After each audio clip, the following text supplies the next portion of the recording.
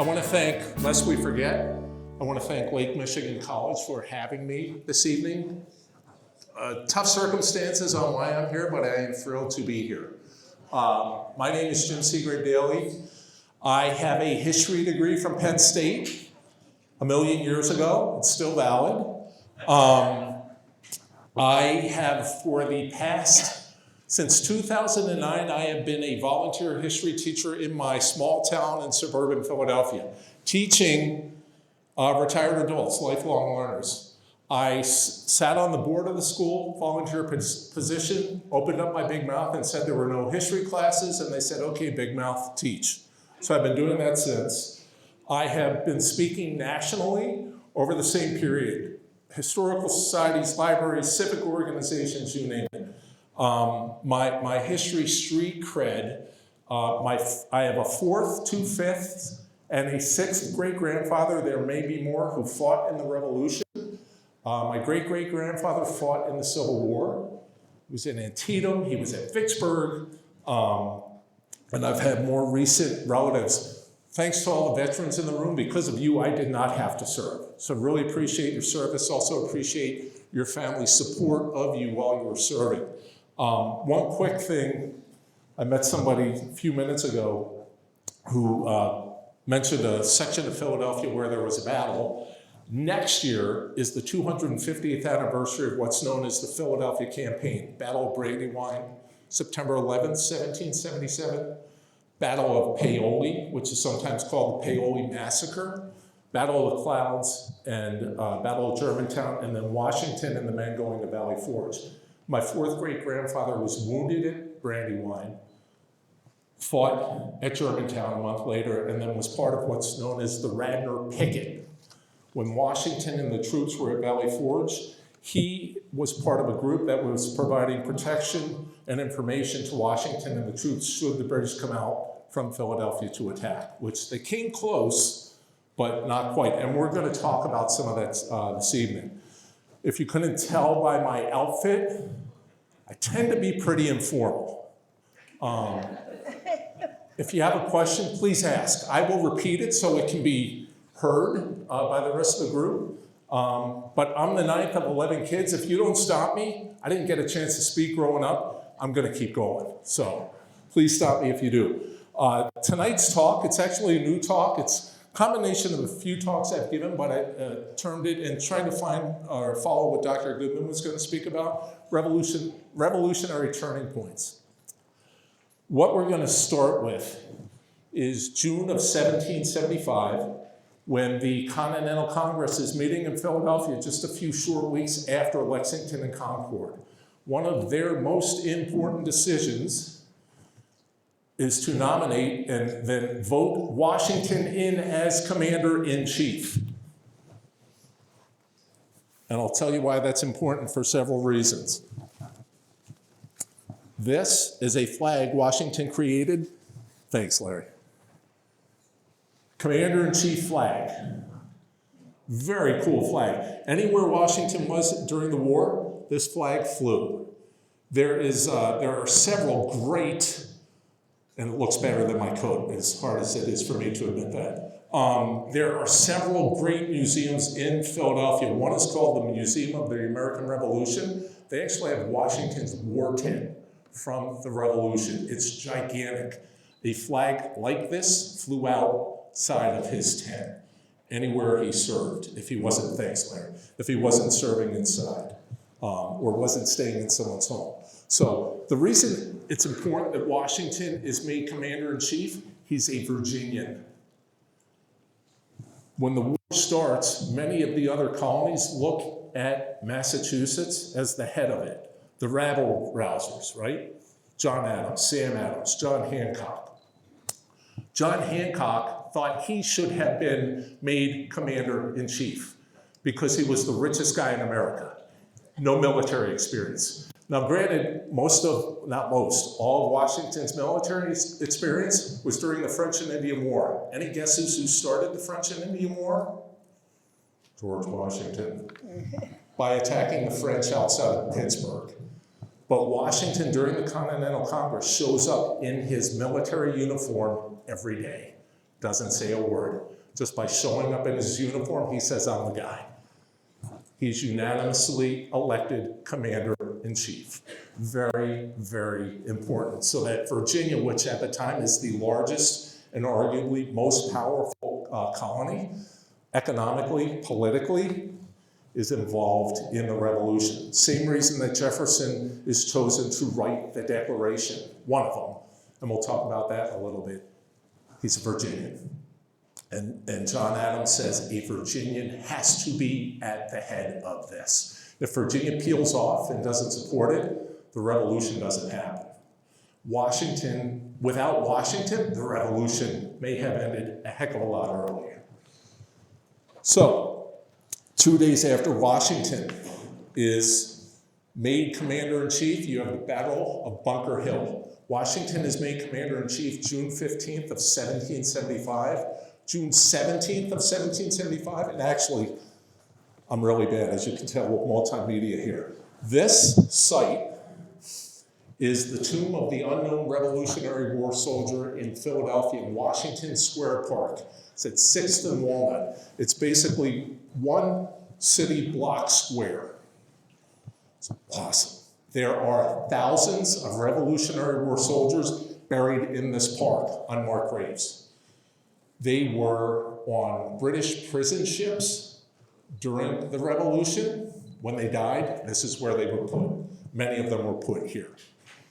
This also happens to be for the Romanicists, for those who are romantic in the group. This is where I proposed to my wife during a blizzard, President's Day weekend in 2003. To make it more romantic, you've all heard of the American Crisis. These are the times that try men's souls. I read that to her.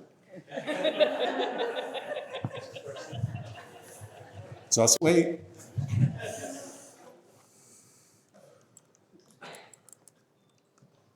She said yes.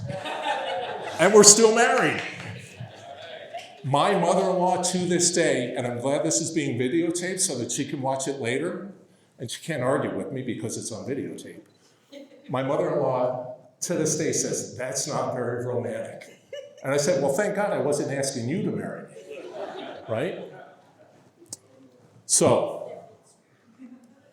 we're going to talk about Bunker Hill. This is the head of the British Army at the time in America before the Howe brothers come over. General Gage. He is in charge at Lexington and Concord. He is in Boston. He is the gentleman who sends out British troops from Boston to go out to Lexington, and really what they're supposed to do is to go out to Concord, find Sam Adams, find John Hancock, and find any ammunition that they can find. Of course, they stop in Lexington. You have the battle on Lexington Green, where 7 or 8 Minutemen die, April 19th. Last year was the 250th anniversary. I went up there for it. It was awesome. Bucket list stuff. My wife and daughter, our daughter is in high school. They were on spring break. They chose to go to Belize. I don't know why they didn't want to go to Lexington, Massachusetts in April when it was freezing cold, but I did.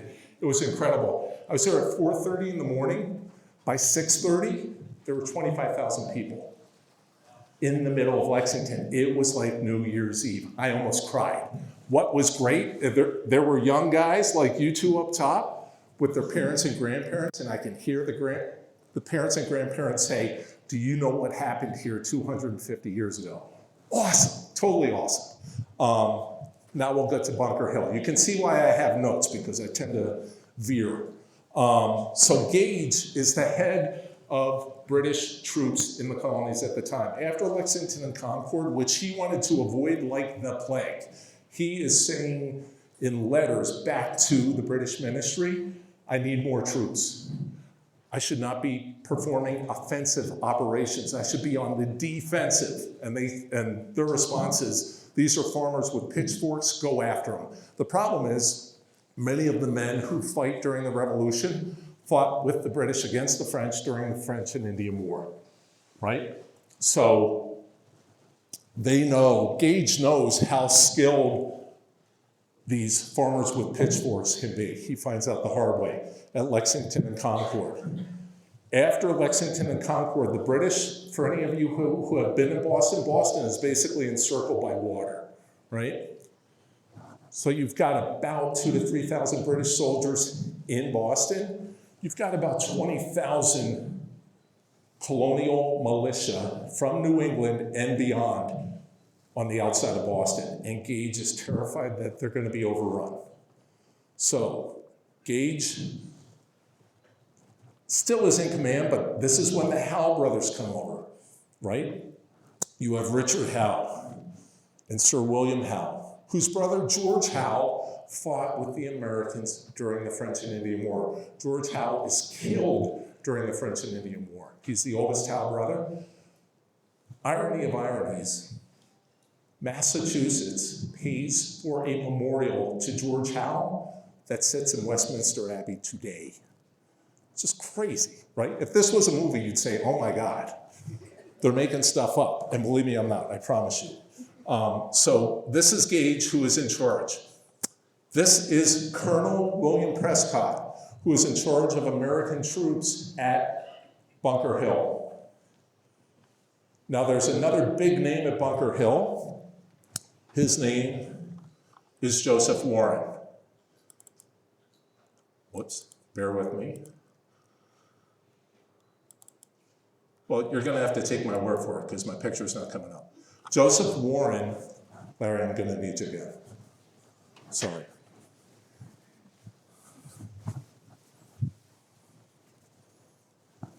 Joseph Warren is one of the founding members of the Sons of Liberty. This is the Sons of Liberty flag. Sons of Liberty are founded in the 1760s after the Stamp Act is passed in 1765.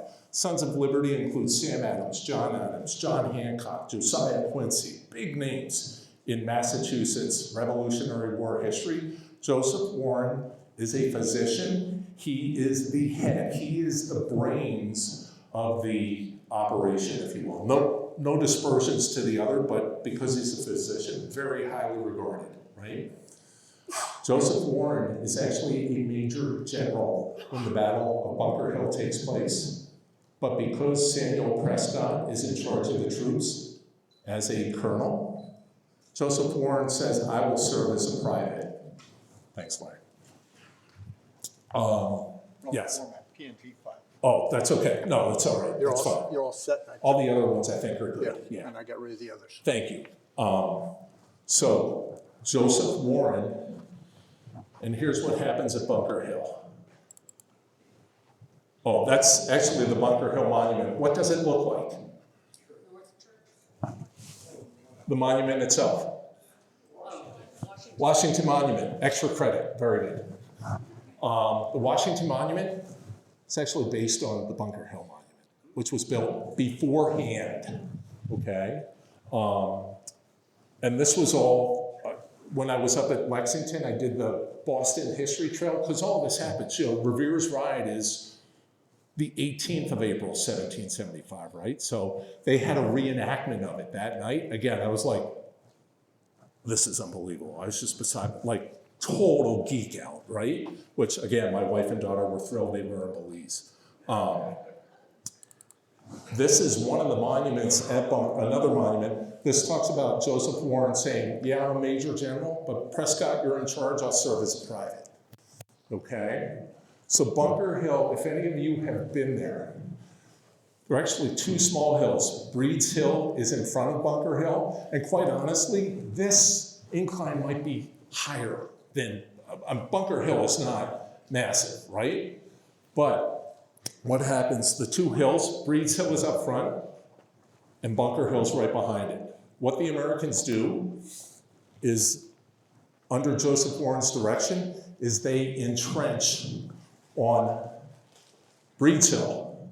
And the reason they do it instead of Bunker Hill, their thought process is, we're closer to the British in the Bay. The only problem is, British are closer to them, right?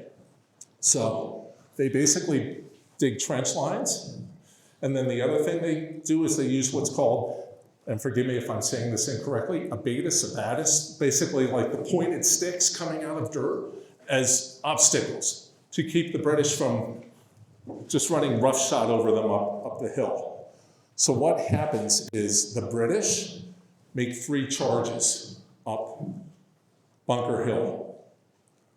Howe, who is commanding the British troops, has men drop left and right. It's amazing he is not killed. On the 3rd charge, he leads it. He says, we have to take Bunker Hill. And again, it's Breed's Hill. It's really the Battle of Breed's Hill. 1 out of every 8 British officers that die in the Revolutionary War die at Bunker Hill. They are just getting mowed down because they're coming uphill, right? They're hitting obstacles, and the Americans who are behind cover are picking them off. 2 other reasons for the bloodshed. The British end up losing more than 1,000 men. Big numbers, right? When you've got 3,000 to 4,000 total. And that's until they all arrive in New York City in big numbers. But the Americans, so the British thought it was ungentlemanly for the Americans to fight behind cover, right? Stand out in the open, you cowards. Well, this is how the Americans fought in the French and Indian War. So it shouldn't be a surprise, right? Secondly, the Americans target British officers. British officers, now, hard to imagine there's a coat that would be better looking than this one, but British officers' coats, brighter red. They stand out on the battlefield. The Americans, so think of, through your reading, anything you've seen on television, the Revolutionary War series by Ken Burns, the British carry what's called the Brown Bess, right? The Brown Bess is not very accurate. If I wanted to hit the camera and I was a British soldier, British soldiers normally lined up shoulder to shoulder, whether it was 20, 50, 100 across. Reason being, the Brown Bess wasn't accurate, and their thought was, if we mass fire, one of us is going to hit that, right? Brown Bess, you could get 5 to 6 shots off a minute. What do many of the Americans use now? Yes, they have their own hunting rifles. The French, of course, supply us. But what helps to turn the tide of the war, and it doesn't happen for a while, where you really see it is where we'll talk about, not to jump ahead, but Saratoga. You see it down south. Daniel Morgan has a group of riflemen. They're called Morgan's Riflemen. They use what is called the Pennsylvania long rifle. It's a longer barrel. It's got grooves so that when you fire, it's more accurate at a longer distance. So, maybe not me, but somebody who is skilled could hit that camera, right? The only problem is you can maybe get 4 shots off a minute. So as the British, do you want a gun that fires more and is less accurate, or fires less and is more accurate? And really, it's based on the skill of the operator as well. Think of the Americans. Most of them are using rifles they've probably had since they were this big. Because what are they using the rifles for? Food, right? So now it's, okay, now I'm going to shoot this individual. The reason that they target officers during the war, it's a difference in leadership styles. The European leadership style was, Lee, this is what you get for sitting up front. And sorry to make you a British colonel, but Lee's a British colonel overseeing this group of soldiers. The American thought was, if I pick off Lee, his soldiers aren't going to know what to do. It's going to be total disorganization. And that's because when they drew up battle plans, the British, and really it was all Europeans, it's top heavy. The guys up top know the plans. The enlisted men don't know the plans until the day of battle, right? And if something happens and Lee is gone, then it's total chaos on the battlefield. Whereas Washington, he holds councils of war. Washington is more democratic in listening to Nathaniel Greene, Daniel Morgan, and others, Benedict Arnold, before he goes over to the bad side. I don't think I'm ruining that for anybody. But the point being, Washington could be talked out of what his subordinates felt was a bad plan. And we see it happen when the British occupy Philadelphia, and we'll talk about that in a little bit, when the troops are at Valley Forge. So the Americans are going to target officers, which will create chaos on the battlefield. What's the other thing that the British have? They have Hessian mercenaries, right? So if I pick off a German, a Hessian leader, their soldiers are speaking German. If Lee, doesn't speak German, as an English, right, I know you do. And as Lee's telling me at dinner all the time, he spent it in German. I was like, this is going to kill my story. I should have told you not to say anything. But if you have a British officer who can't speak German, he's going to be yelling at the troops saying, stop, go, whatever. Troops may not understand what the heck he's saying. So, here at Bunker Hill, so this is Breed's Hill, which is in front of Bunker Hill. And this says, site of the Battle of Bunker Hill, fought June 17, 1775. All right, Larry, I'm not going to let Larry get any rest here. This flag is the Bunker Hill flag. Was flown during the battle. Does anybody know what the Red Cross stands for? Patron saint of England, Saint George. What's the name of the king? George. Again, if this was a movie, you'd say, oh my God. Well, if it was a movie, you would have turned out a while ago when you hit the channel and saw me in this jacket. But the pine tree stands for life. Almost every New England battle flag has a pine tree somewhere. It's a general flag called the New England battle flag, and it's a dark maroon with the pine tree in the upper corner. It makes a great Christmas flag. Ask people in my neighborhood who have walked by my house and had the gall to ask me, where did I get that Christmas flag? And after 20 minutes of explaining, it's the New England militia flag, they leave quickly, as quickly as they can. Thanks, Larry. So that flag is carried at Bunker Hill. This sword is in the Bunker Hill Museum across the street from Bunker Hill. Thanks a lot.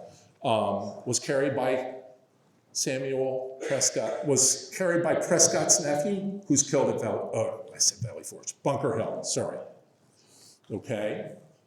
Again, 1,000 men die at Bunker Hill on the British side. The Americans technically lose the battle because they don't hold the field at the end of the day. And those are that's the European style of fighting. Whoever is the field at the end of the day wins. Reason the Americans lose the war, they run out of ammunition. On that third charge, on the first charge, it's Prescott who says, and I know we've all heard this line, don't fire until you see the whites of their eyes. He doesn't want them wasting ammunition. And also he's saying, if they're close, we're going to hit them, right? So if we hit them, if our accuracy is high, we're not wasting shots, okay? Second thing is, as the Americans are running out of ammunition, Dr. Joseph Warren is one of the last to leave the battlefield. The British are coming over those abatis, and they're stepping over dead bodies, you name it. But they get to the top of the hill. Warren has told the other soldiers, go, leave, get out of here. He's one of the last to leave. As he is retreating, he is shot in the back. As a total sign of disrespect by the British, because they know who Joseph Warren is, Dr. Joseph Warren is. He's a son of liberty. He's the guy who sent Revere out. They think he's responsible for Lexington and Concord.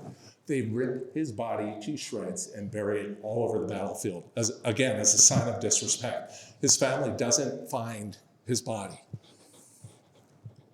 Every state in New England has a town named for Joseph Warren, or a county.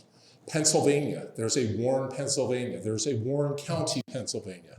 There is a restaurant by me named the General Warren Inn, named for Joseph Warren. Joseph Warren is a very big name. There is some thought, had he lived, he would have been Washington's second in command.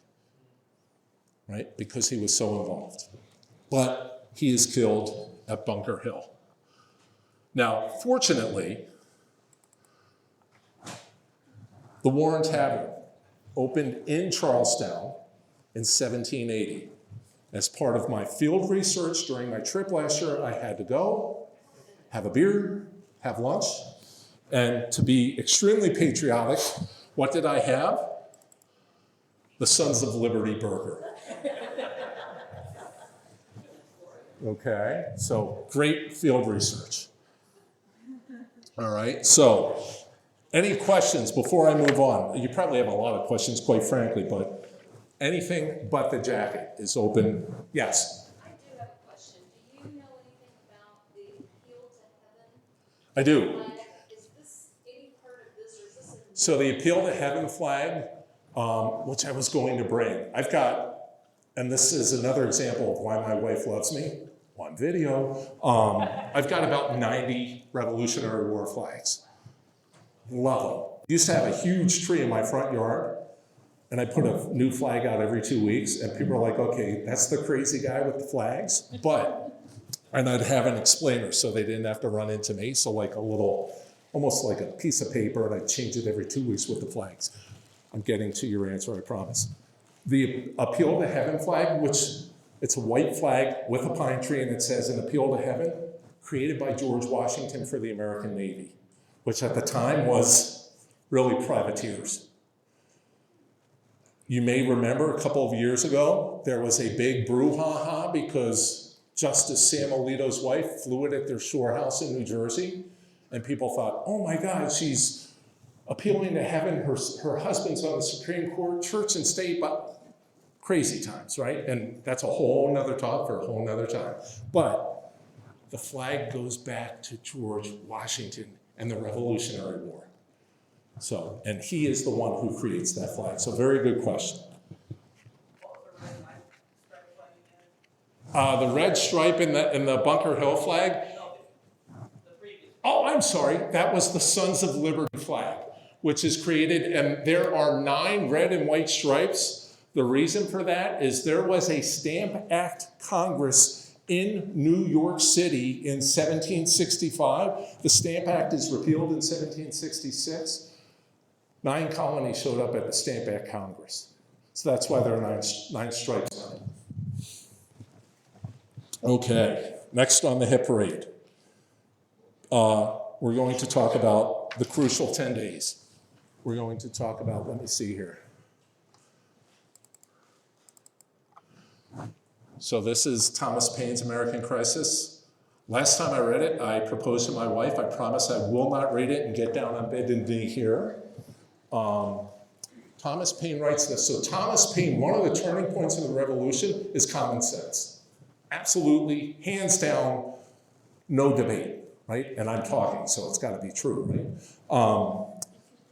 It is published in Philadelphia, January 9, 1776. I, 2 weeks ago, gave a talk to the Association of Philadelphia Tour Guides in the building next to where it was printed. Again, I was like, in tears. It's awesome. Not the tears part, being next to the building. Common sense, Thomas Paine writes in very plain language. Think of, at the time, most Americans are farmers, right? As a farmer, you're probably working 12, 14, 16 hours a day, 6 days a week. You get 1 day a week off. What day is that? Very good. This is where common sense is being discussed at church, also in taverns, for those who aren't going to church. Or maybe they're going to church first and then the tavern. But Thomas Paine, when he first writes it, he signs it anonymous. People think that Ben Franklin has written it, or that John Adams has written it. John Adams has a great quote. He says, and I may butcher it a little bit, without the pen of the author of Common Sense, the sword of Washington would have been raised in vain. Common sense spreads like wildfire. There are 2.5 million people in the colonies at the time. By the end of 1776, 500,000 copies of Common Sense have been published. Common Sense, and it depends on what site you go to, many consider it the #2 bestseller of all time. Anyone know what #1 is? See, you guys are good. I went to Catholic school and I got that wrong. So, probably reason like 8,412 why I'm not going to heaven right away. But again, that's another talk for another time. So, Paine has street cred as a writer. He donates all of the profits from Common Sense to the Revolutionary War, to the cause. Paine comes from a background, no money. He was a failure at everything until he came over to America. He meets Ben Franklin in London. Ben Franklin, arguably the most famous person in the world at the time, writes him a letter of introduction saying, hey, he's a good guy. Give him a job, right? So Paine's first article that he writes in Philadelphia in the spring of 1775 is about emancipation, saying how evil slavery is. It does not go over well. The printer says, why would I want to alienate? I may agree with you, but why would I want to alienate people who are going to buy my paper? So he buries it on the last page of the paper, right? Paine is not held back. He writes Common Sense. Today, any local library, you can get Common Sense. It is still a great read. Technically, it's 47 pages, printed form, current printed form, it's less than 100. Absolutely topical to this day. So Paine, in the winter of 1776, so you have the Battle of New York, Battle of Long Island, however you want to term it, in August of 1776, where we almost lose the entire Revolutionary War. Washington is surrounded by the British in New York, on Manhattan Island. He's about to be, the next morning, the Howes have him in a trap. The Howes are going to move in the next morning. Washington crosses the river to escape. The Howes get up the next morning and say, where the heck is he? He's in New Jersey. Okay, now they lose it. Battle of White Plains. Larry, I promise you I'm running out of flags. We're getting to the end. You're getting your steps in. So this, here we go. Other way. This way. Yes, perfect. Oh, geez. I only eliminated dinner, I promise. Seeing if you're paying attention. So this flag is called the Battle of White Plains flag. The Battle of White Plains, New York, took place within a month after Long Island. The Americans lose this battle. This flag, so liberty or death, pretty self-explanatory. You see the sword. The red cap is what's called a freedom cap. It goes back to Roman times, and I believe, forgive my pronunciation, I believe it's called a Phrygia, Phrygia. Impress your friends with that later. The red cap was given to a Roman slave when they were given their freedom. This red cap, if you look at portraits of notable revolutionaries after the war, in their old age, they're wearing a liberty cap. Kind of a, kids, don't repeat this to the British, right? Thanks. That flag is captured by the Hessians at the Battle of White Plains. They make fun of the Americans. Guess where the Americans capture it back? Trenton.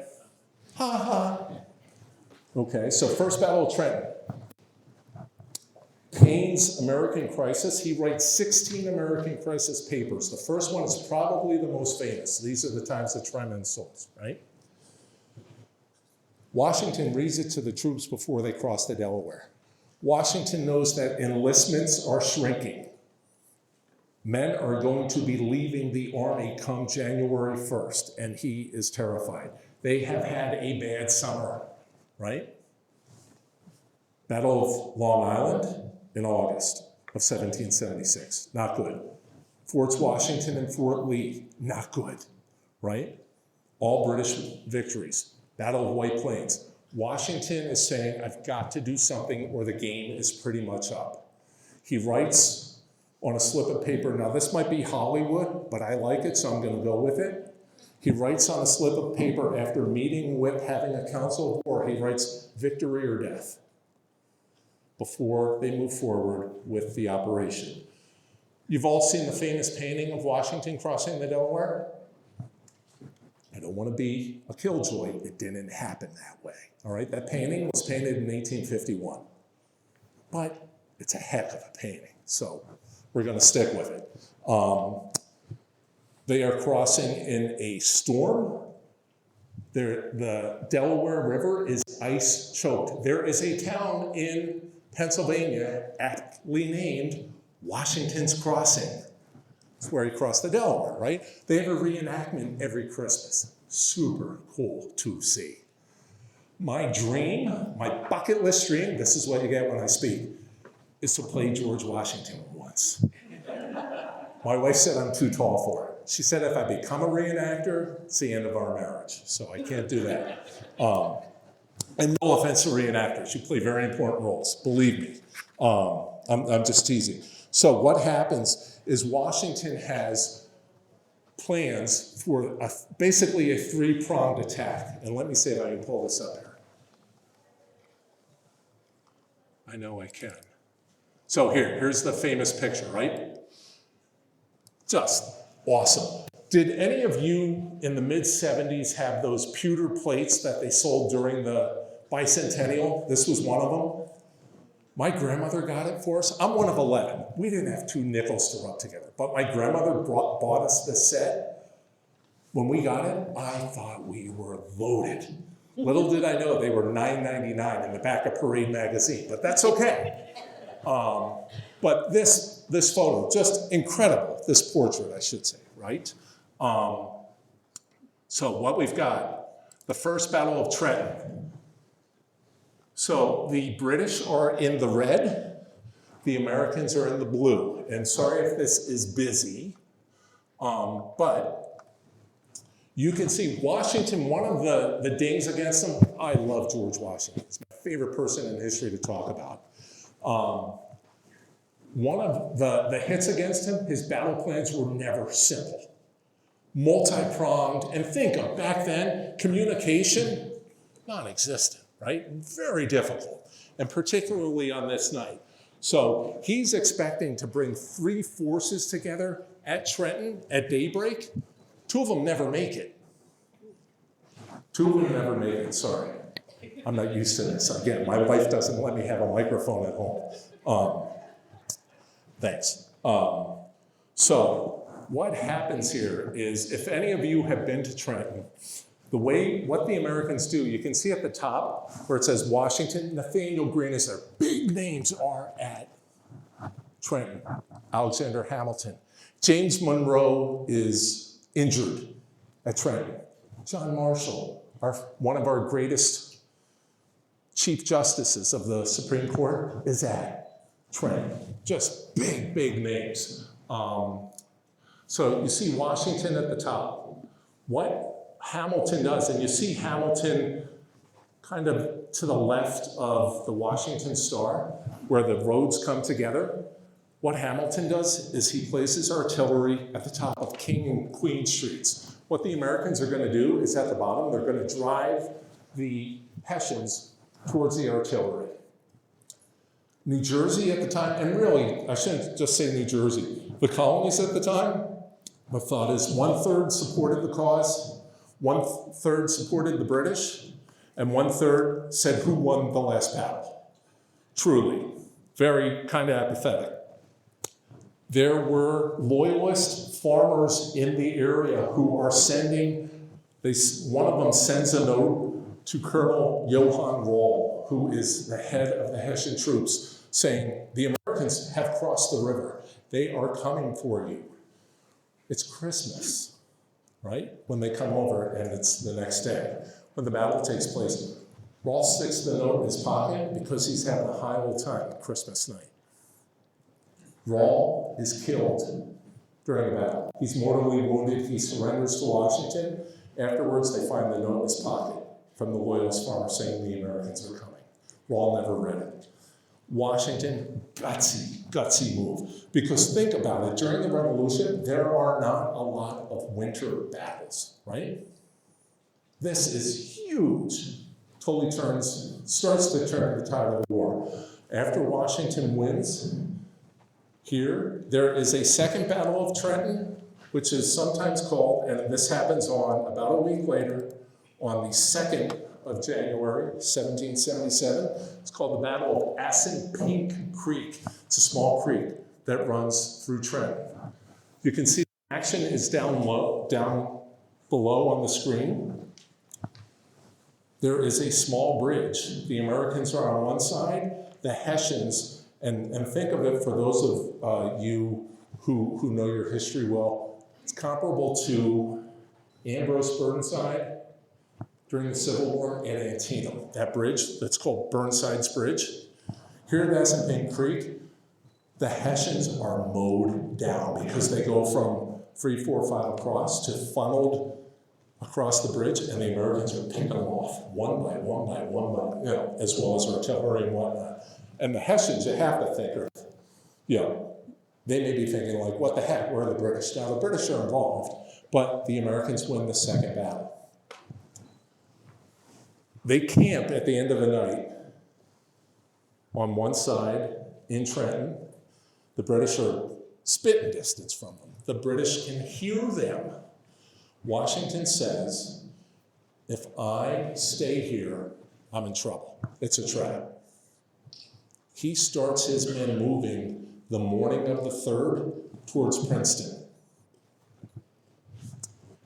The British don't know it until he's left. The third battle in the crucial 10 days, Battle of Princeton.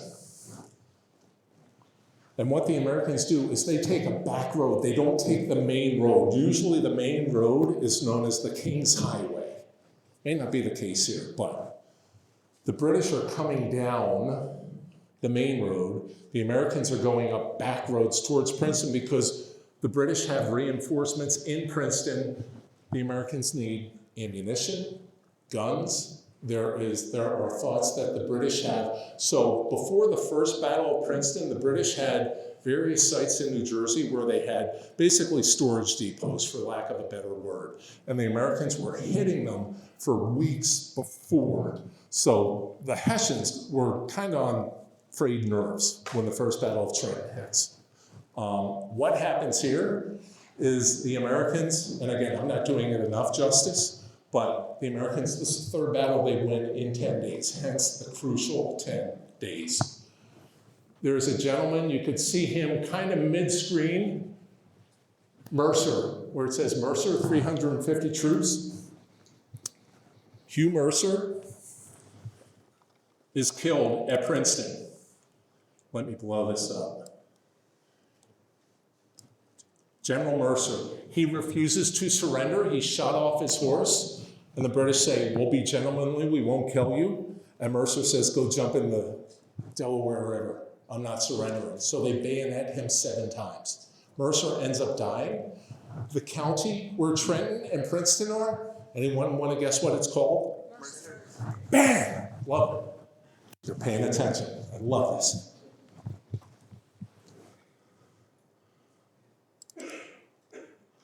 Oh, bear with me. Operator error. Here we go. So next on the head parade. So what the crucial 10 days does, Washington goes out to his men afterwards. So there's a again, it could be legend, but Princeton, current Princeton University, right? There was a portrait of King George hanging in the barracks hall. Legend, but because we're Americans and we want it's true, is that the Americans fired a cannonball and it went through the portrait. So who knows, right? Who the heck knows, but makes a good story. But who writes the history? The victors. So those crucial 10 days completely turn the tide of the war. And the war, it's not one silver bullet, right? It's really like a roller coaster. And this is why that 1/3 of Americans that I talked about who said, who won last week, literally are like, okay, yay America, here we go. 1777, after Princeton, is not a good year for Washington. You have the Philadelphia campaign, which I talked about earlier. And you have, this is John Burgoyne, who's up in north. He really lands in Canada, and then is supposed to come down over Lake Champlain and down the Hudson to basically separate New England from the other colonies. And the British thought is, if we cut the head of the snake, which they always consider to be Massachusetts, then the other colonies will fall in line. Washington is in Valley Forge, or pardon me, he's before the Battle of Saratoga. So Battle of Saratoga takes place in, it's two battles really. It's a siege, September, October of 1777. In September and October of 1777, Washington loses at Brandywine. Mad Anthony Wayne, General Wayne, loses at Paoli, all within the matter of about a month. There's a battle called the Battle of the Clouds, which would have been one of the largest battles of the Revolution. Tens of thousands of soldiers on both sides. Think of the rainstorm we had right before dinner. And the Americans and the British are lined up relatively close, but miles across what's known as Great Valley, Pennsylvania. A hellacious storm comes down on them. Their gunpowder, their flints get soaking wet. There's no battle. All they do is hurl insults at each other and say, okay, we'll see you guys later. All right, that's the Battle of the Clouds.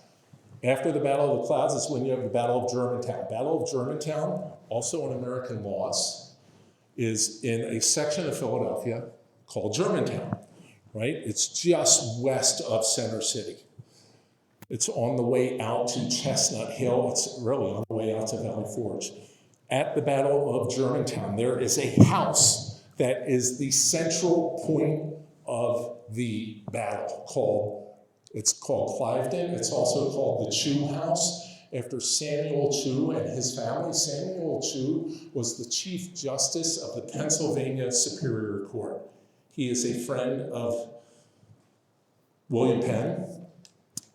In the house, the British have soldiers in the house, so now the British are fighting on genuinely, right? They're in a house firing down at Americans. There's fog, there's smoke, there's confusion. Because again, Washington's got a multi-pronged attack that just falls apart. At one point during the battle, Americans are firing on Americans because they can't see who they're shooting at. They just hear noise and say, they're over there, and just start firing on each other. At the Chew House, the Americans tried to burn the house. As soldiers are coming up, Continental soldiers are coming up, the British are firing down on them. It's a kill pen, absolute kill pen. The Chew House today still has bullet holes, cannonballs, you name it. The Chew family had, back in the 70s, found an original copy of the Declaration that they sold for $1 million. Back then, not bad today, right? I was with the president of my local historical society, Radnor Historical Society. She's related to Anthony Wayne, General Wayne.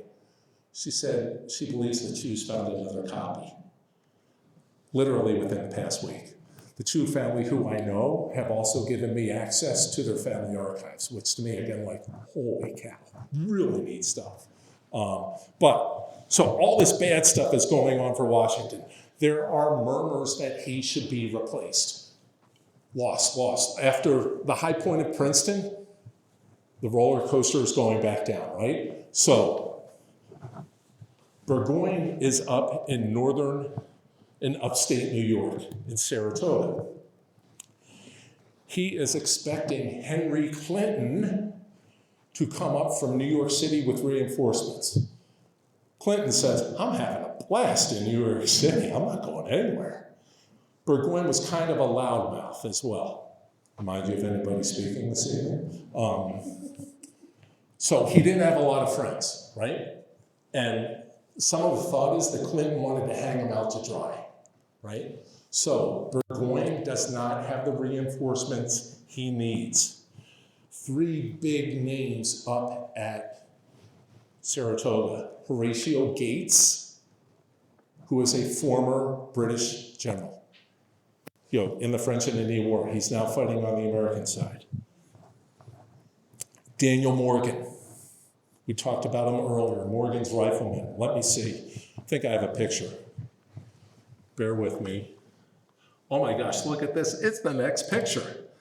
Just great playing. Unbelievable. Do you see on his left cheek, there's a scar? During the French and Indian War, he was known as the Old Wagoneer. He helped to move supplies for the British fighting the French and Native American tribes during the French and Indian War. Now, Native American tribes also fought with us, right? Tough decision for them because their thought is, whoever wins, we're losing, right, ultimately. But Morgan insults a British officer during the French and Indian War. Officer gets his sword and hits Morgan, cuts his cheek. Morgan is then sentenced to 500 lashes. Morgan said, till the day he died, I only got 499. So I was one ahead. And he tells that story throughout the Revolutionary War as a way to say to his men, don't be afraid of the British, right? They're just like us. So Morgan at Saratoga, targeting officers, picking them off. Morgan's riflemen is what they're known as. Morgan is so big, 3 states claim him. New Jersey, where he was born, Pennsylvania, where he lived for a little bit, and then Virginia, where he lived most of his life, right? The other big name is, and here, first of all, if you ever get the opportunity, one of the nicest battlefield sites I have been to, Revolutionary War. I haven't been to all. I happen to be up in the Saratoga area on business. This is about 6 or 7 years ago. Beautiful fall Friday afternoon, sun is going down. Park closes at 6 o'clock. I got there at 5:45. Ranger comes out and says, I'm really sorry.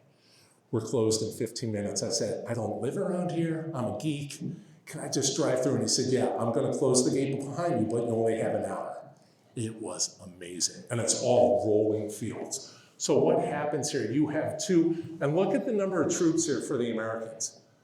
18,000 to 6,000. The British are surrounded. Burgoyne is demanding reinforcements. They never come.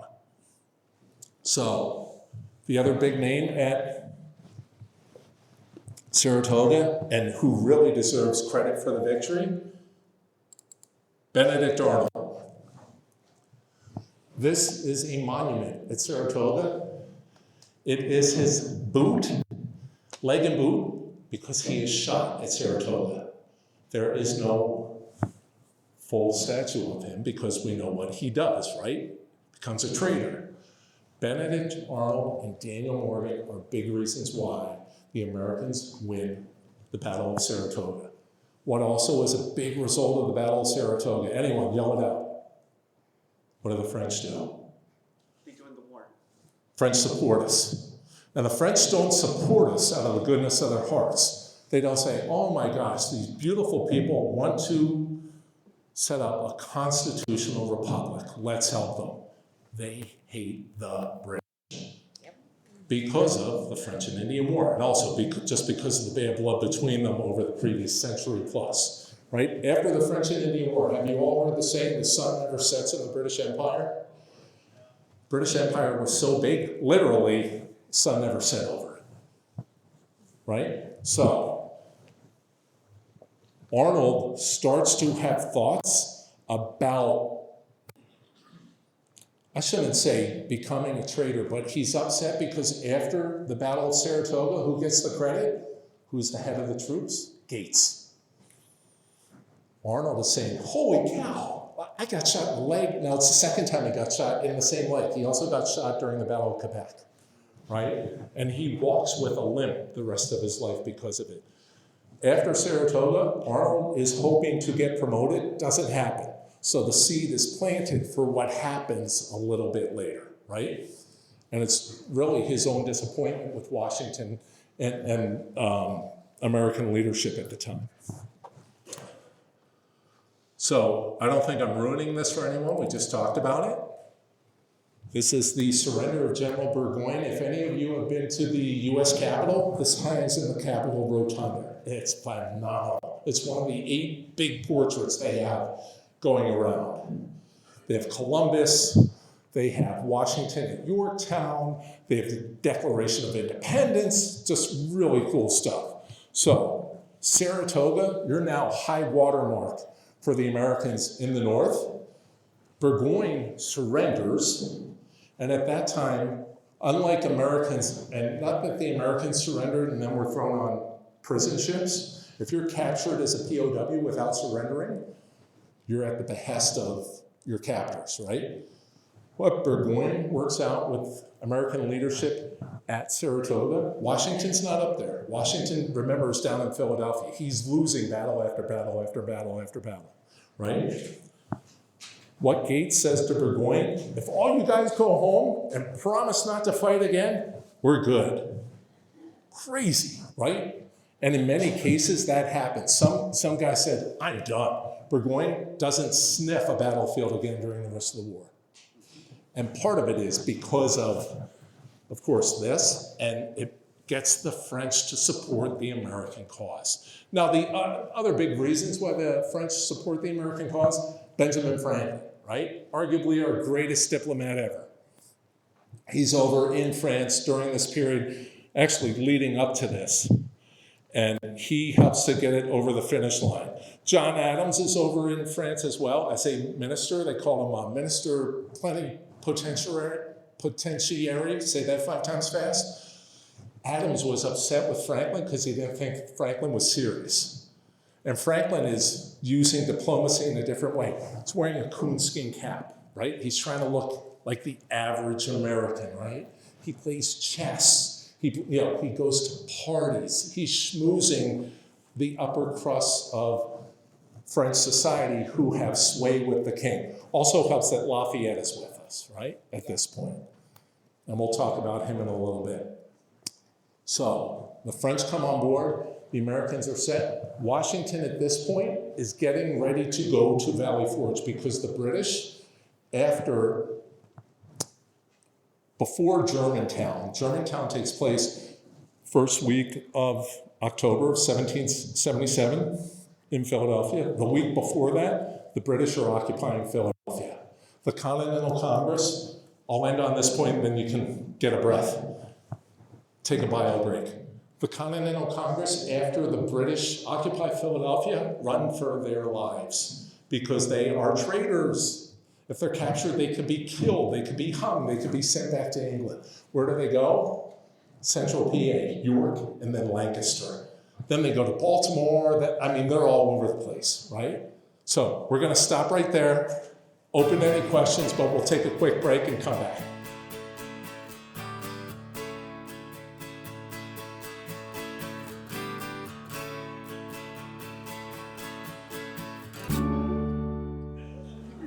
Before we start, any questions about what yes, sir?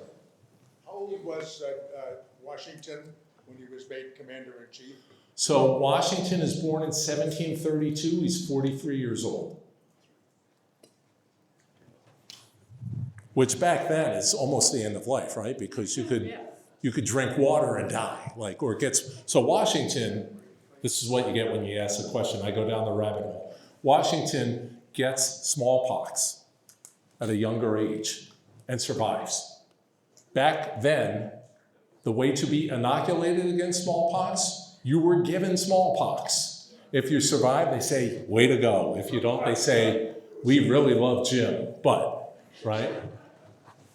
Sir, yes? I don't have a question. I just want to say you are fantastic. You are welcome to come back to the next speaking engagement. Thank you. You're all doing wonders for my ego. I'm glad that was caught on video, sir. Thank you. No, truly, thank you so much. Thank you. So next up, let me just put a bow on Saratoga. This is a battle monument at Saratoga. It's the Saratoga Monument.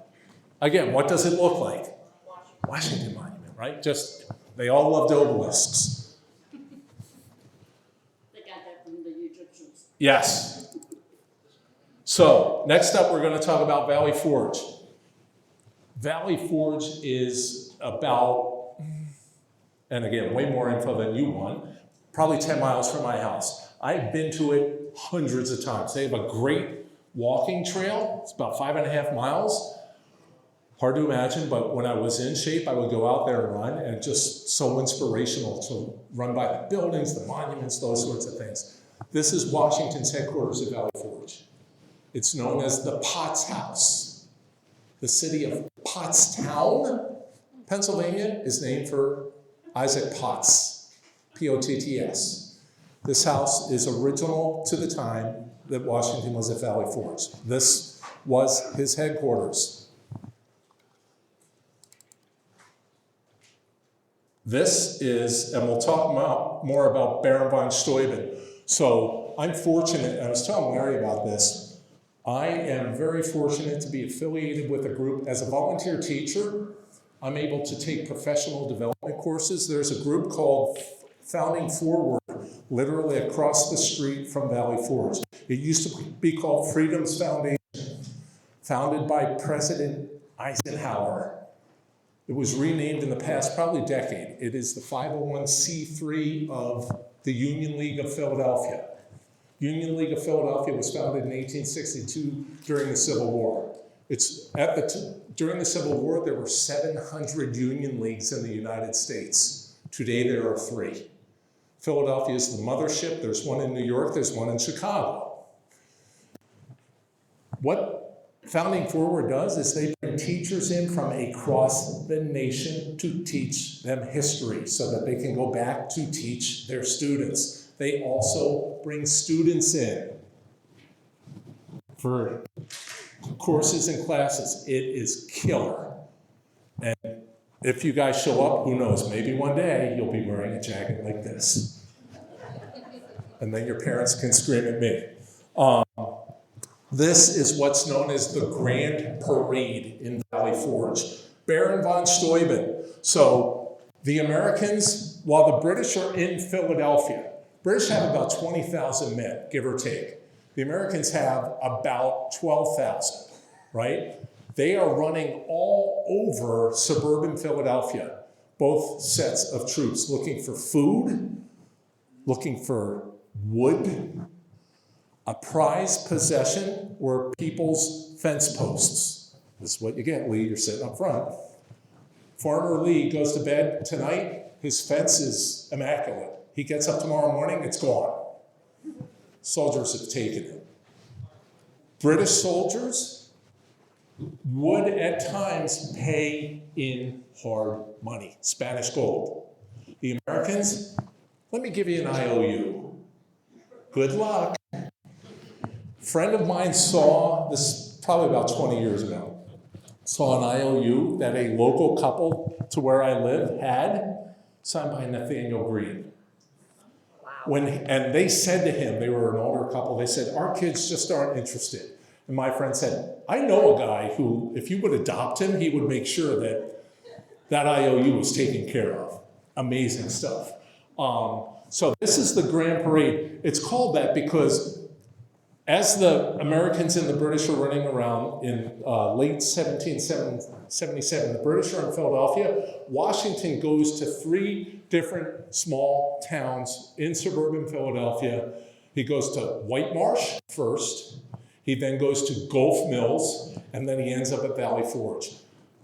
When the troops are at Valley Forge, the American central supply is out where Congress is, in Lancaster, which is about 40 to 50 miles from Valley Forge.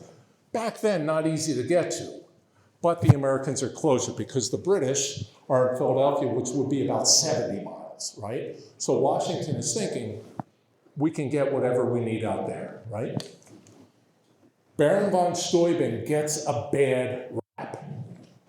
He is, and I come to Jesus moment, I gave him a bad rap myself and said he lied on his resume, right? He served in the Prussian army, which at the time is known as the greatest army in the world, serves with Frederick the Great. He is an aide to Frederick the Great. He rises up the food chain, right? Von Steuben, the Prussians have beaten everybody, right?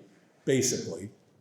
So von Steuben is a man without a cause. He makes his way to London and meets, or Paris, pardon me, Paris. He meets Ben Franklin.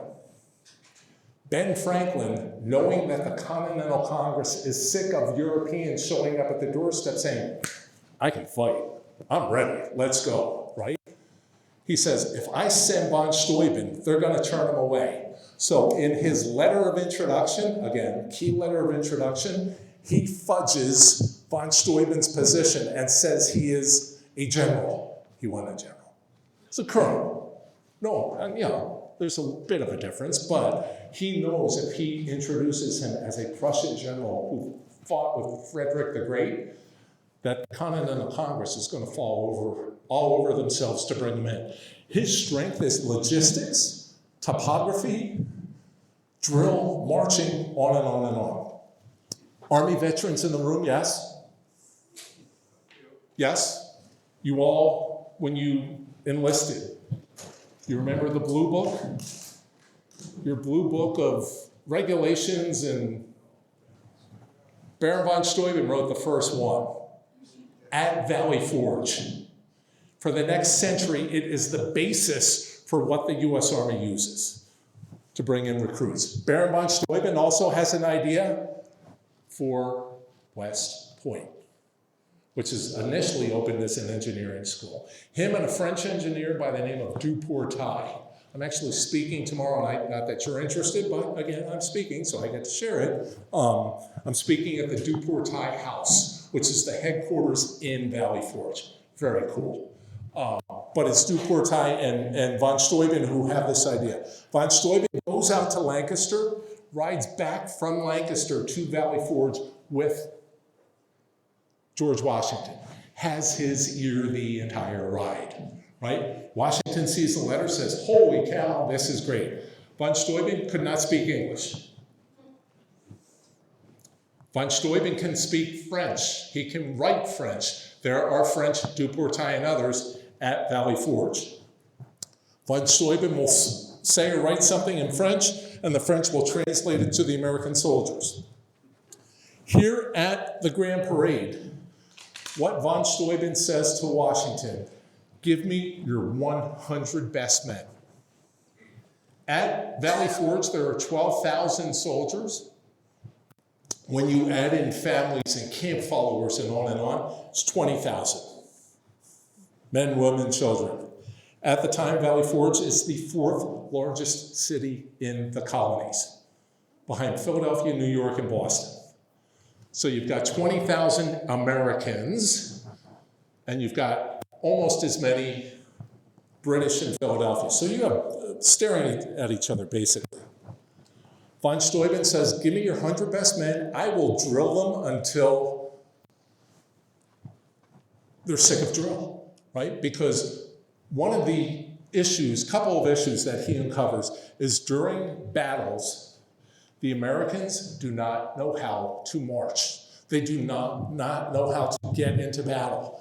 The Americans at the time still rely pretty heavily on the militia system, right?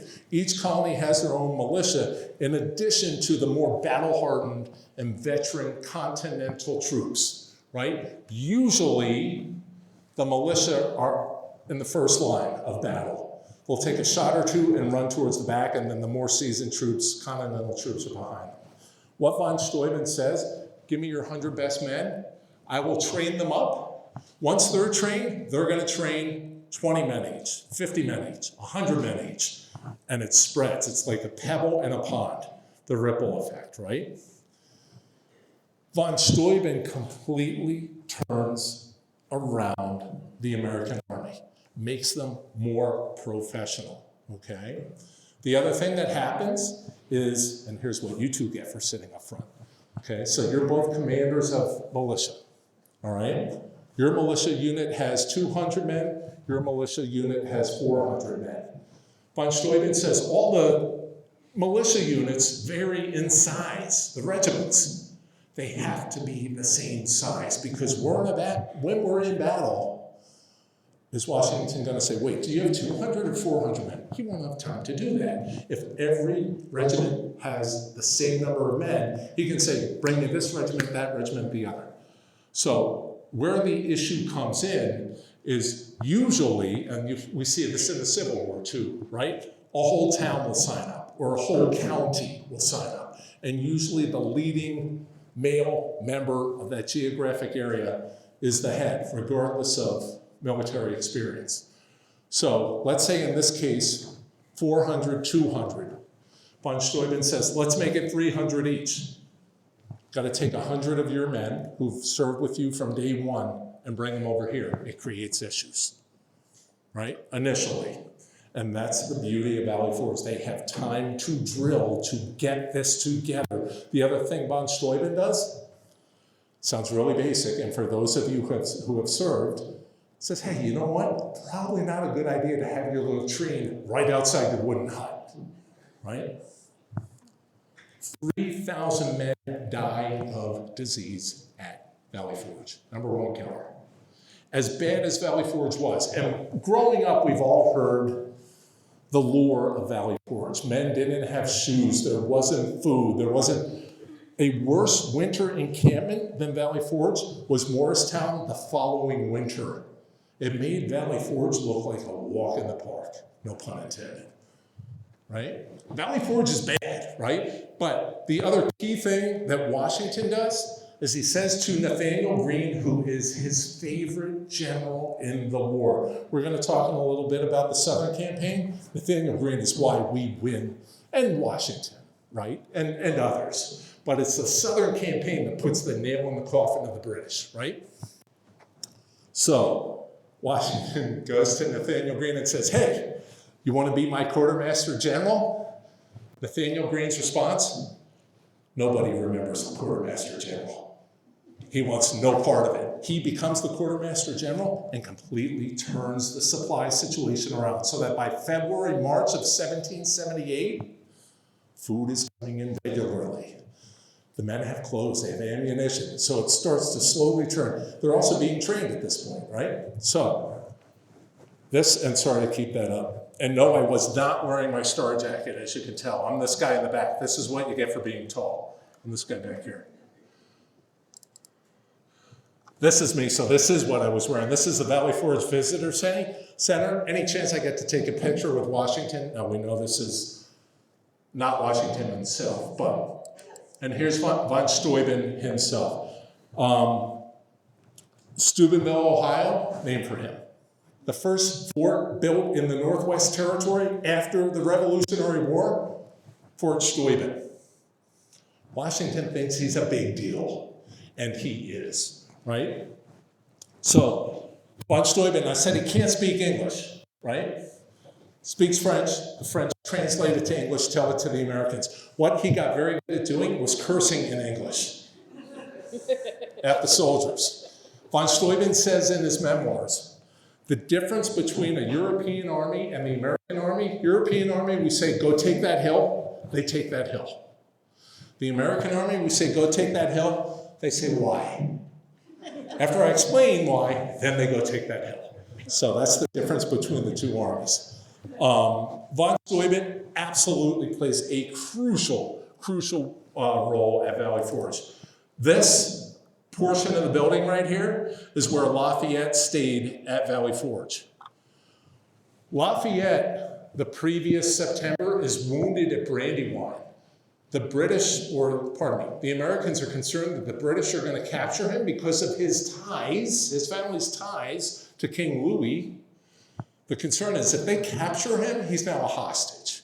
And it could force and it would be before the French come on board at Saratoga a month later, right? So, Washington says to his personal physician at Brandywine, treat Lafayette like my son. He adores Lafayette. He's also cognizant of how important Lafayette is to the cause with his connections to the upper crust of French society. Have any of you been to Mount Vernon? When you walk into Mount Vernon, into the foyer, on the left, on the wall, in glass, Do you know what that is? Do you remember? Key to the Bastille, sent by Lafayette to Washington. If the thing was alive, it would bite you. For those who have been in Mount Vernon, Washington does not have it adorned, right? That is the biggest thing in the foyer, is the key to the Bastille. Washington adores Lafayette. Lafayette has problems with Washington after the war because of slavery and women's rights. He said, had I known slavery would have survived the revolution, I don't know that I would have been here fighting. And he says the same about women's rights. Thomas Paine says the same thing. In Common Sense, Thomas Paine says, we have an opportunity to start the world new again. His thought is, get rid of slavery, treat women as equals. If we're going to do this, let's shoot the moon. Of course, doesn't quite happen that way. But this is Lafayette's headquarters. Here on the left, this is actually a private residence in Valley Forge. Could you imagine living next door to, like, honey, did you put the recycling out? Yeah, it's out in front of Lafayette's headquarters. Let me close some of these. And here is a picture of Lafayette himself. Lafayette is itching to fight. So during the Valley Forge encampment, he says to Washington, let me go out there and find some British to fight. Earlier, I talked about how Washington had councils of war, very democratic, and would listen to his subordinates. And if he was outvoted, he'd say, all right, you guys win. We'll do it or won't do it. 3 times during the Valley Forge encampment, which is December 1777 until June 1778, 3 separate times, Washington wants to attack Philadelphia. The mindset, European mindset, if you take the capital city, the war's over. Well, the British thought that when they occupied it, and Washington said, take it, it's yours, right? War still goes on. So Washington is talked out of attacking Philadelphia 3 separate times over 6 months because he feels the heat from Congress after Saratoga, with Horatio Gates getting a lot of street credits. Hey, maybe he's the guy, right? He won this big battle to bring the French on. Again, are there any Horatio Gates relatives here? Just want to make sure, okay, there aren't. Not to denigrate him, he shouldn't get all the credit. It really should be Benjamin Arnold. That's Benedict's brother. Benedict Arnold and Daniel Morgan, and some of the other commanders who took greater, proactive movements during that battle. So, so there's a battle. Sorry, geez. Shiny object, here I go. No, Lafayette says, I want to go fight the British. There is a battle called the Battle of Barren Hill. It's just outside of Philadelphia in what is now Lafayette Hill, Pennsylvania. Who's Lafayette Hill named for? Excellent. Great bar in Lafayette, well, several, but field research, again. Lafayette gets cornered by the British during this battle. The British are saying, if we capture him, we can say, hey, we have Lafayette, and hopefully the French say, oh, okay, you know what? We were kidding. We won't support the Americans. What gets Lafayette out of being trapped? 2 things. The training of the troops by von Steuben at Valley Forge, who they march and countermarch and are able to get across the Schuylkill River away from the British. Other big thing that helps them, group of Oneida Indians who are fighting with the Americans against the British. And they say, guys, come this way. But the point being, the Americans are very orderly in the retreat. It's not, everyone running in 100 different directions. It's very organized. This is where you start to see the transformation of the troops into a more professional unit. Let's see. Oh, pardon me. Again, questions at any time, fire away. So was Hamilton there? He was. Yes. He was. Hamilton is an aide de camp to Washington. And Hamilton, who's seen the play? I have yet to see it. I said to my wife, before the play came out, I had read the Chernow book, and I was raving about Hamilton. She's like, oh my God, seriously? Like, take it easy. She's seen the play 6 times. I said to her, you know, I thought Hamilton was cool before Lin-Manuel Miranda came out with his play, so I was ahead of the curve. Probably the only time I've been ahead of the cool curve. Do you have a question? I was gonna, I was just thinking, you know, Lafayette seems like he was more on the side, along the line. From what you've been saying, Lafayette seems like a, you know, I'm gonna say this now. He seems like a rich person that a lot of Americans probably would have liked. Well, they like him because he comes to support the American cause. Lafayette's father is killed during the Battle of Minden in Europe by the British. So Lafayette has a little burr in his saddle to start. Lafayette is from one of the richest families in France. His wife is from an even richer family. He marries his wife when he's 19 and she's 14, right? Different times, to say the least. I had to wait till I was 38.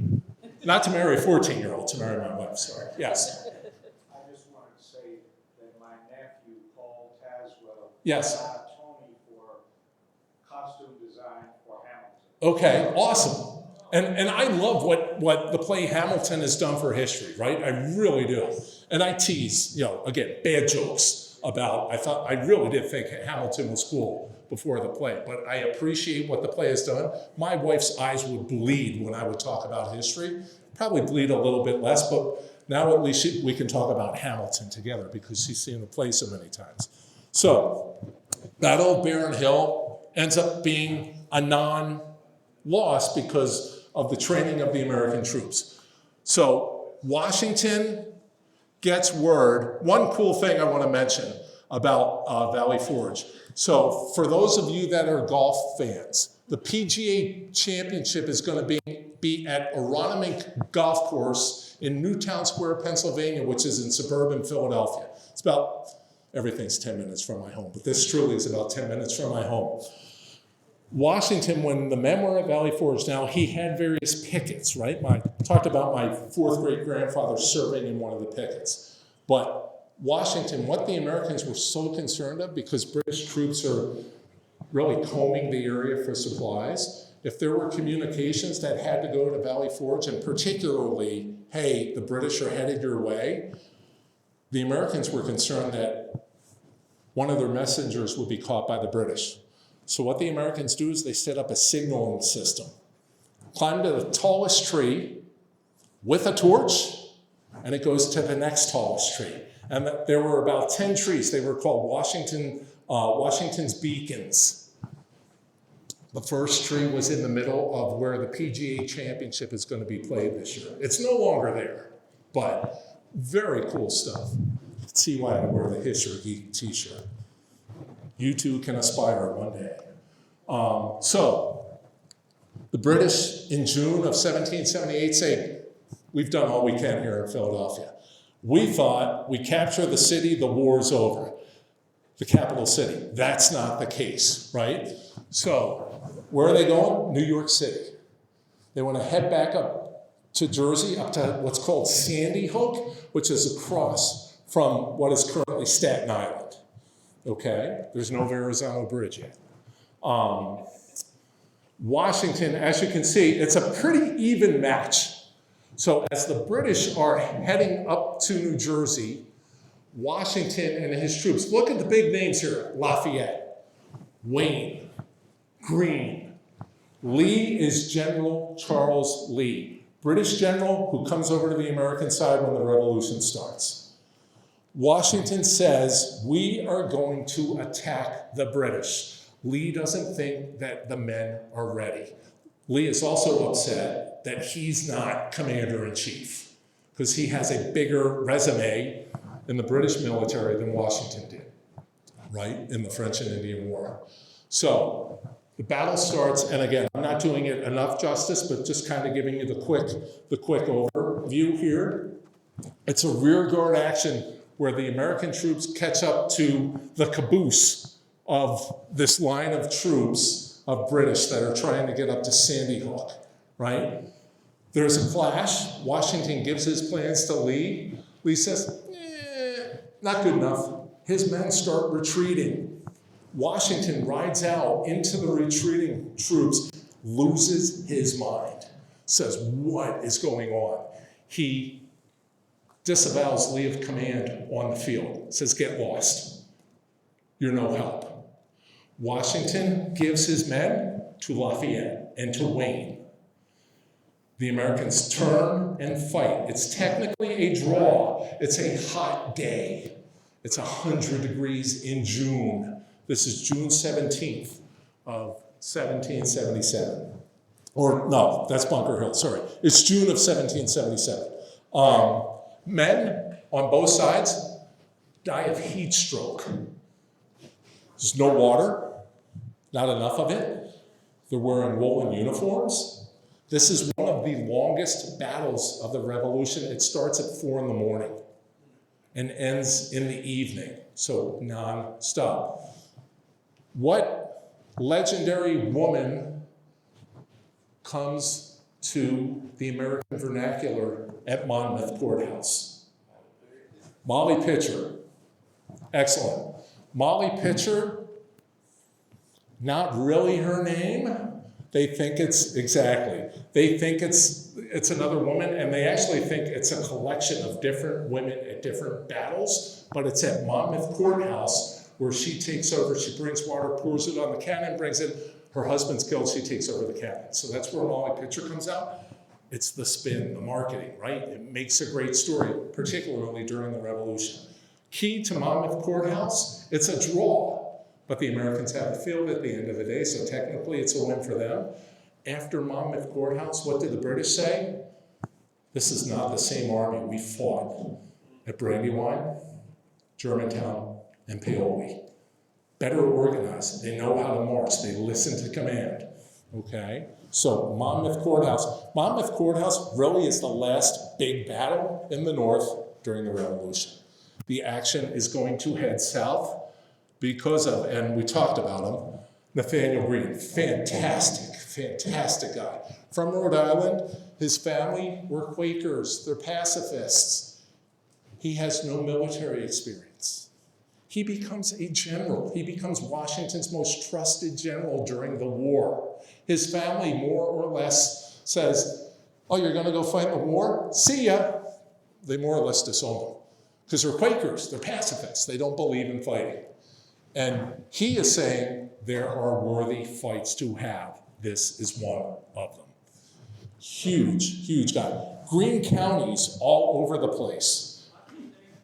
Nathaniel Greene, Greensboro, North Carolina, named for Nathaniel Greene, Greene. Nathaniel Greene, phenomenal guy. A lot of great books about him. Irony of ironies. State of Georgia, and I'm giving away the game now because we're going to talk about how the Americans won the war in the South, but we'll talk about the specific battles. State of Georgia gives Nathaniel Greene a farm to say thank you for your service during the Revolutionary War and what you did here down south. Nathaniel Greene dies of heat stroke. Crazy. His wife is on the farm with a student from Yale by the name of Eli Whitney. Do you want to guess what he invents on Nathaniel Greene's farm? Again, if this was a movie, you'd say, come on, you're trying too hard. The Americans, and we'll follow this thread real quickly and then we'll get back. The Americans, the founding fathers thought that slavery was going to die by about 1805 to 1810. What gives slavery new life is the cotton gin. Ken Burns, who I understand you reached out to. We won't say anything because this is on video. No, I'm teasing. Ken Burns in the Civil War series said before the invention of the cotton gin, it would take a slave 10 hours to pick 1 pound of lint out of cotton each day. After the cotton gin, 1,000 pounds a day. Crazy numbers. So that's what breathes new life into slavery, makes it more profitable. Where's all that cotton going?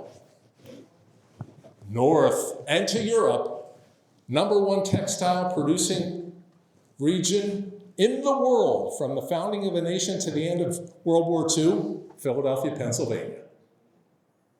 Southern cotton is fueling a lot of this. Now, it helps that the Industrial Revolution hits here as the nation is founded, right? But Nathaniel Greene, big guy.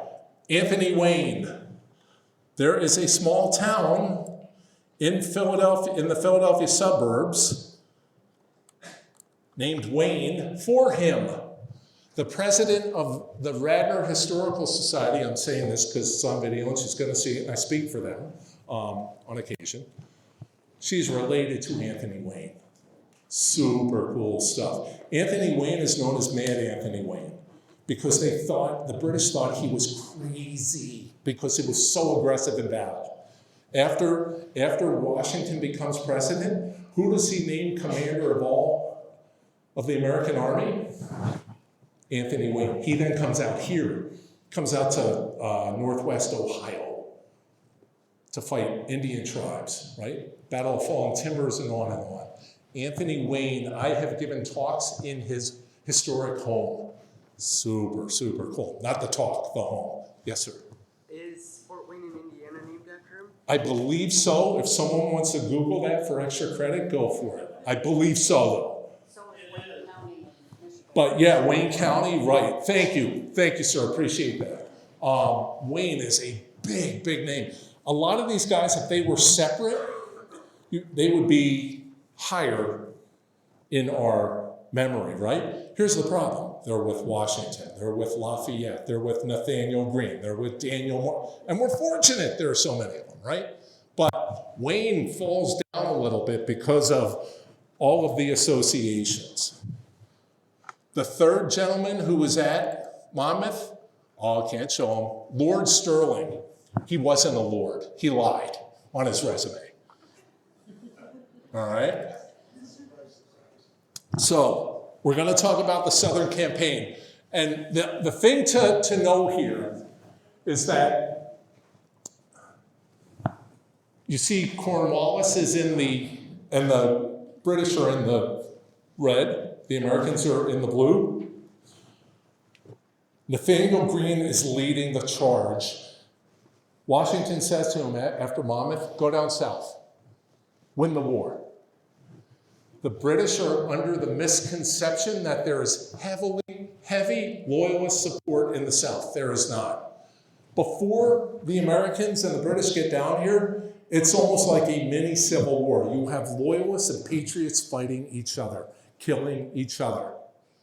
Old disputes that they're trying to settle. The British are dead wrong, as they have been through much of the war, right?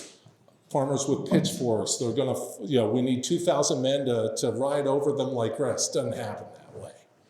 So, the point of this is that what Greene does is he makes the British chase him all over hell and creation.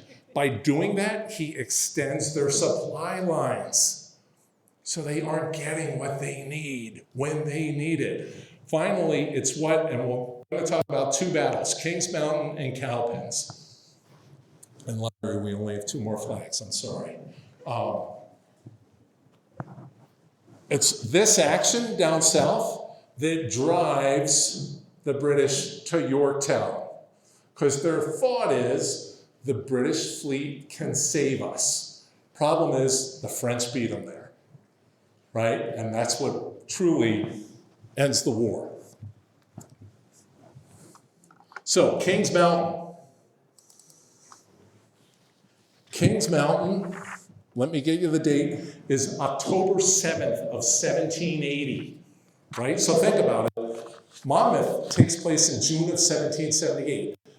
Not to say there's no fighting whatsoever, but big battle-wise, this is the next one, and it's down south. So what happens here is Major Patrick Ferguson, up on the right, British general, Scottish fighter, has about 900, is fighting 900 patriots It's not the American Army. It's Francis Marion. It's Daniel Morgan. It's a whole collection of folks who are anti-British. And what happens here, it's basically a hill called Kings Mountain. Jefferson calls this battle, quote, the turn of the tide of success. It's really the beginning of the end for the British, pardon me. The British had beaten the hero of Saratoga, sarcasm implied, Gates, at Camden 2 months beforehand. Gates thinks he can go toe-to-toe with the British mow him down. Gates rides literally up past Virginia in retreat. Legend is until his horse died. Because he was, I think it's more a shot at Gates to say he did not want to be captured. So that's the last you're going to hear of Horatio Gates, all right? And Washington is just sitting there saying, ha ha, told you so, right? You guys wanted him to be the commander? So Ferguson comes up against who are known as the Over Mountain Men. They're local patriots, wilderness guys who've grown up here, who know this area. And what they say is, we're going to lure Ferguson in, and rather than, let's say Ferguson, or here's Ferguson down here, and the Americans are at the top of the hill, rather than one-on-one, what we're going to do is envelop him and attack from all sides. And that's what they do. Bottom line, the Americans win, Ferguson's killed at this battle. It's a big loss for them. Again, not the biggest battle, but emotionally, psychologically, it's one of the first big wins, especially after Camden. You have the siege of Charleston. Here we go, Larry. You're going to have nightmares about this. You're going to say, flags, flags, no more flags. So this, and there are two versions of this. Charleston was under siege by the British, the port of Charleston. There is a commander who comes up with what's called the Liberty flag. Some versions of this have the palmetto tree. For those of you that have seen the South Carolina license plate. Bingo, because the Patriots had forts made of green palmetto trees in Charleston Harbor, and cannonballs are bouncing off of them. So that is why, thanks Larry, that's why you have the palmetto tree as part of, it's now also part of the South Carolina state flag with the crescent moon. It goes back to the Revolutionary War. So the Americans win at Kings Mountain. Next big fight, and this is actually, and let me blow this up, an Over Mountain Man statue in Tennessee, because they came from Tennessee, Kentucky. Think of after Lexington and Concord, all of the New England militia who come into Charlestown, right? You have them from everywhere surrounding the British. Same thing happens down here. Word hits that the British are on their way. By the way, does everyone know what Paul Revere said when he rode? British are coming? Yeah, one by land, two by sea. Paul Revere actually was saying the regulars are coming. I learned this at Lexington because everyone was British at the time, including the Americans, right? If he says the British are coming, it could be our own troops. So again, if you want to impress your friends, and I know you do, you could share that fact with them. I was dead wrong for 58 years. I thought he was saying the British are coming. So our next battle is the Battle of Cowpens. This is Daniel Morgan's masterpiece. What he says, what he does, and this happens later. Let me get you the official date so I sound like I know what I'm talking about here. Good man. I was going to say January of 7. Oh, does it? Damn. If I read my slides. Good Lord. I was concerned about the next flag. I'm sorry. Thank you, Lee. Again, seeing who's paying attention. What Morgan does here, and I don't mean this to be blasphemy, I compare, and maybe it should be the other way around, I think Stonewall Jackson is the Daniel Morgan of the Civil War. Daniel Morgan uses topography. He uses the landscape. He knows that the British, he's across one river and the British are staring at him, and he knows a battle is coming. There's a river behind him, so his men cannot retreat. He's got green militia who haven't heard a shot fired in anger, and then he's got more experienced Continental soldiers from Maryland, from Virginia, from Pennsylvania. So he says, all right, this is the Battle of Cowpens. It actually takes place in a cow pen, right? They weren't very creative about the title. But what is key here? So you have the river behind the Americans. Bannister Tarleton is the British commander, the British cavalry commander. He is known for giving what is called Tarleton's Quarter. If you surrender, he kills you. He doesn't take you as a prisoner of war. He kills you. So he has a reputation. During the Philadelphia campaign, back in the fall of 1777, Light Horse Harry Lee has a very small skirmish with Tarleton at what is known as Scott's Farm in Berwyn, Pennsylvania. 10 minutes on me, who could have guessed that? Light Horse Harry Lee wins the battle, wins the skirmish, which is a rarity. Tarleton rarely lost a battle.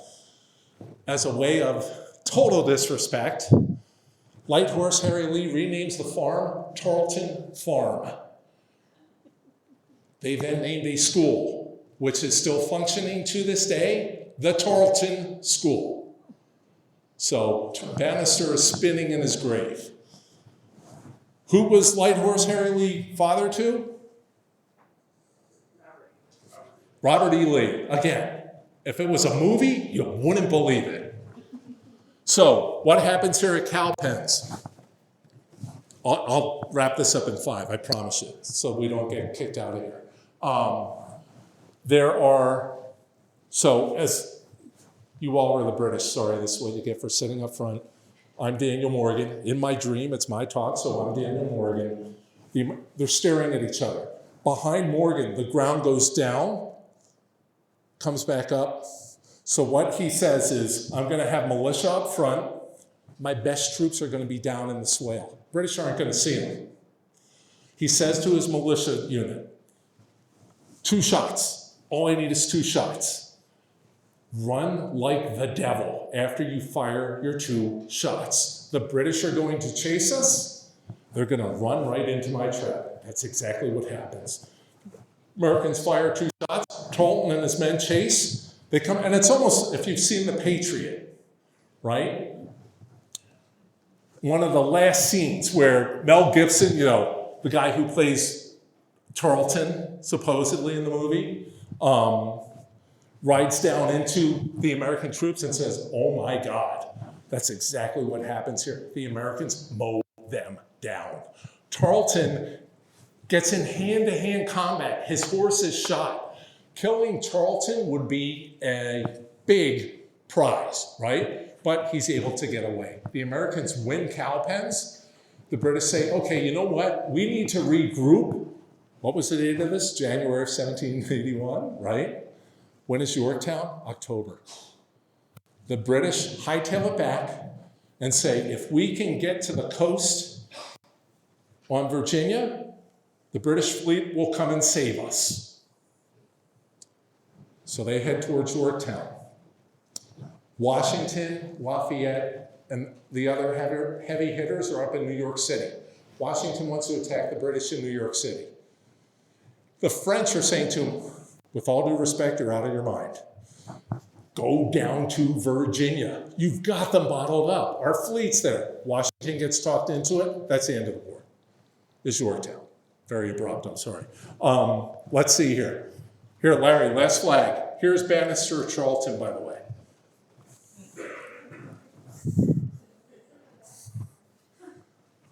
Larry's never going to talk to me again.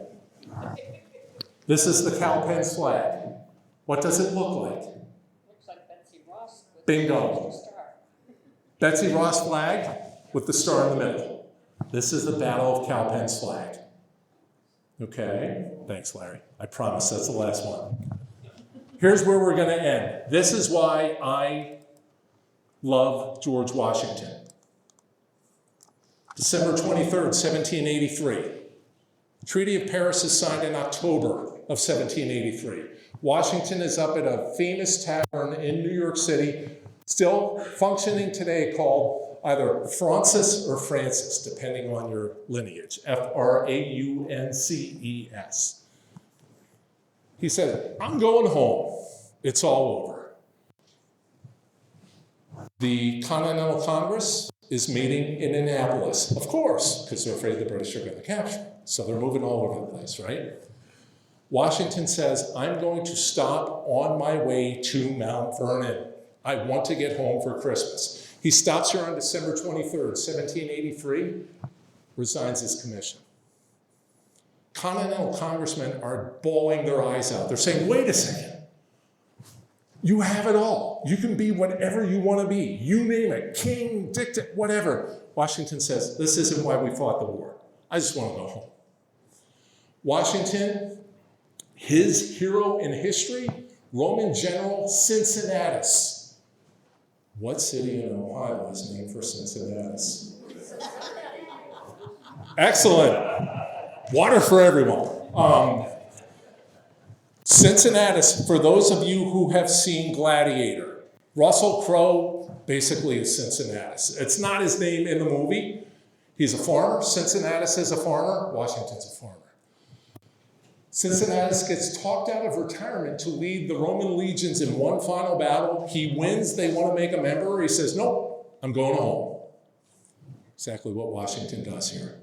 Washington could have been anything he wanted to be. He thought he was done for good until Hamilton talks him into running for president. Not once, but twice, right? Thank God.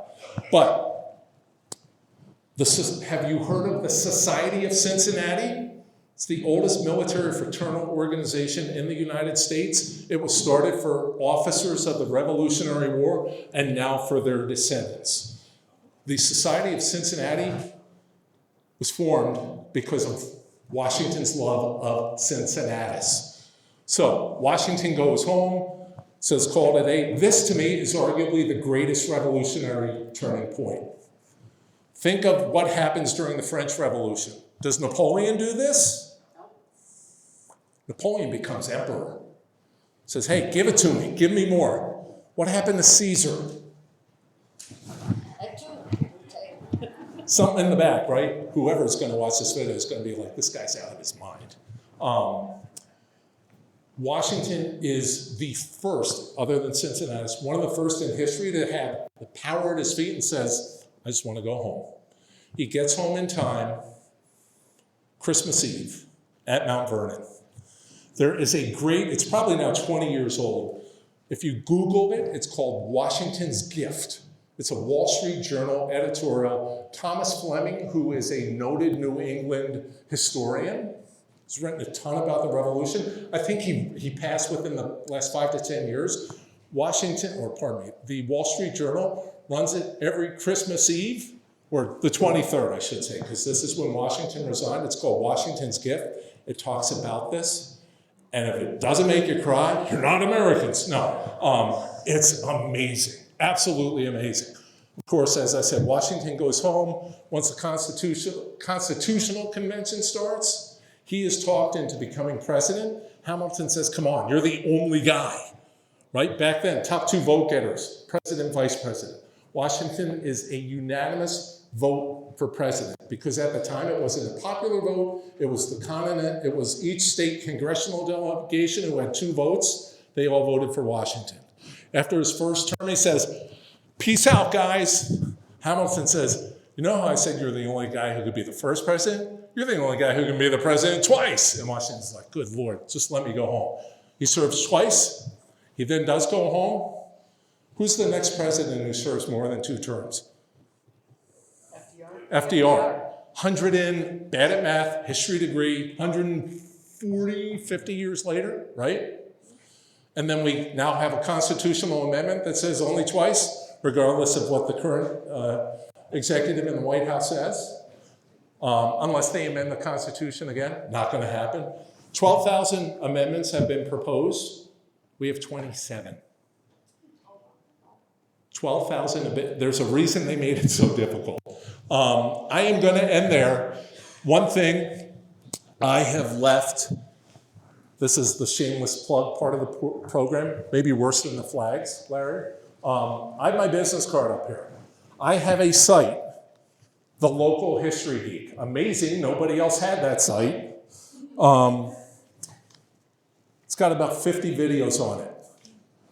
40 of them I did during COVID in lockdown, starting with the French and Indian War, getting through the Civil War, and then my wife said, if you don't stop now, we're done. So I stopped. There are other video links to talks. All the videos are free.